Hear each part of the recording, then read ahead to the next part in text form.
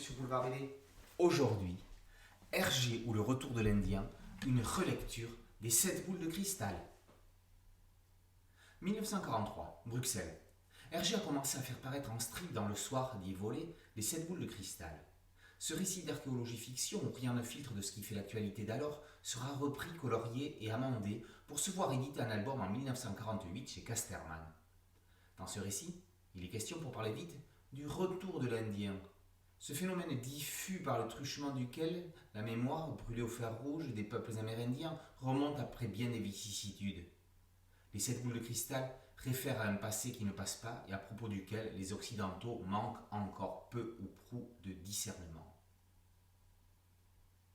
C'est ainsi que Pierre Fresnaud-Deruel nous invite à découvrir tout ce que l'on n'a pas vu en lisant les 7 boules de cristal.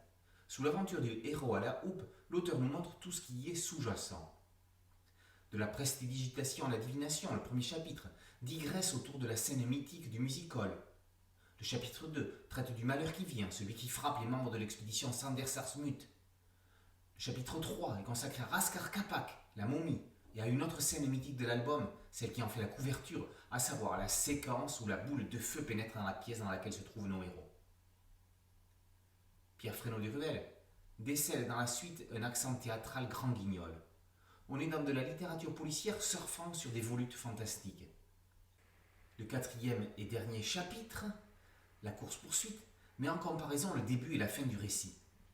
Détail cocasse, on apprend que Jacques Van Melkebeek et Germaine Kiekens, première épouse d'Hergé, sont croqués page 57. On trouve souvent la puissance dans la contrainte. Privé d'illustrations issues de l'œuvre du maître, l'auteur fait de la contrainte une force.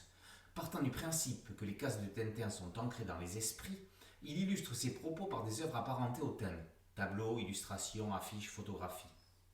Il sème également des extraits de cases d'Hergé. On ne pensait pas qu'il y aurait droit. Rien n'est nouveau chez Hergé, mais tout est rénové. Un ouvrage comme celui-ci attise l'excitation d'une relecture approfondie de l'album. On attend avec impatience Hergé ou la malédiction déjouée du même auteur, une relecture de sa suite, Le Temple du Soleil.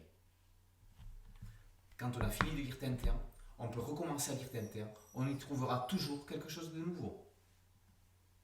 Hergé ou Le Retour de l'Indien, une relecture des 7 boules de cristal par Pierre Fresnaud-Deruel est paru aux éditions Sepia.